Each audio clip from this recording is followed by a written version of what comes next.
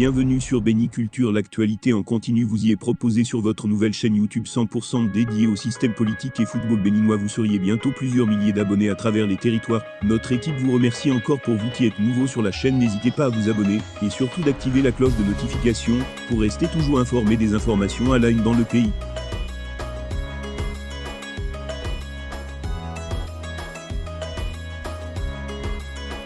Sauf cataclysme constitutionnel, Patrice Talon quittera le pouvoir en 2026, conformément à la constitution actuellement en vigueur. Mais après Patrice Talon, il faut bien que le Bénin continue à exister avec à sa tête un nouveau duo présidentiel. Qui pour remplacer Patrice Talon?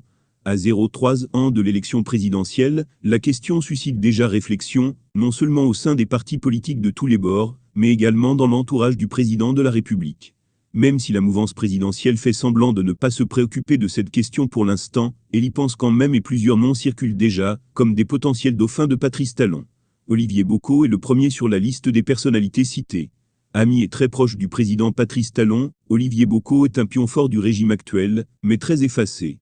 Malgré son absence au devant de la scène, il fait quand même parler de lui, et au sein de la mouvance, il a su créer son monde avec ses partisans. De plus en plus, il est au cœur de l'actualité et passe à la une des journaux sous l'onction d'un groupe de pasteurs. Après Olivier Bocco, certains membres de la mouvance pensent que Johannes Dagnon pourrait aussi faire l'affaire.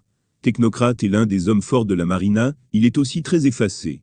Politiquement non actif, difficile de le situer sur la carte politique. Romuald Ouadani et Joseph Djogbenou, 3e et 4e du top 5. Romuald Ouadani a-t-il des ambitions politiques pour la présidentielle de 2026 ? Dans une interview accordée à RFI en juin 2022, le ministre d'État a trouvé qu'il était trop tôt de se pencher sur la question. Mais depuis, beaucoup de choses ont changé, et les réflexions ont peut-être évolué au niveau du ministre. Ce qui est sûr, il ne serait pas étonnant de le voir dans la course en 2026. Joseph Djogbenou n'est pas absent de la liste. Avocat personnel de Patrice Talon dans plusieurs dossiers, l'ancien président démissionnaire de la Cour constitutionnelle n'a certainement pas une aversion pour le pouvoir. En tout cas, devenu extraordinairement président de l'Union progressiste Le Renouveau, l'ancien acteur de la société civile, est un présidentiable sérieux pour 2026. Oswald Domki, le dernier de la liste partisan de premières heures de la rupture, Oswald Domki est l'une des personnalités incontournables de la galaxie Talon.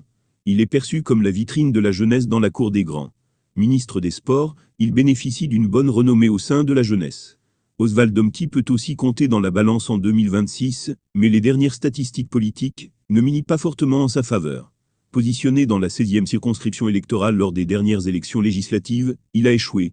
Face à la percée du parti d'opposition les démocrates, Oswald Domki et les siens n'ont pu rien faire. Patrice Talon demeure le maître du jeu. Au-delà de toute analyse et hypothèse, il convient de dire sans embâge que le président Patrice Talon, patron de la mouvance, a encore toutes les cartes en main. En attendant 2026, chacun s'active à faire de ce qui est de son devoir pour le développement du pays.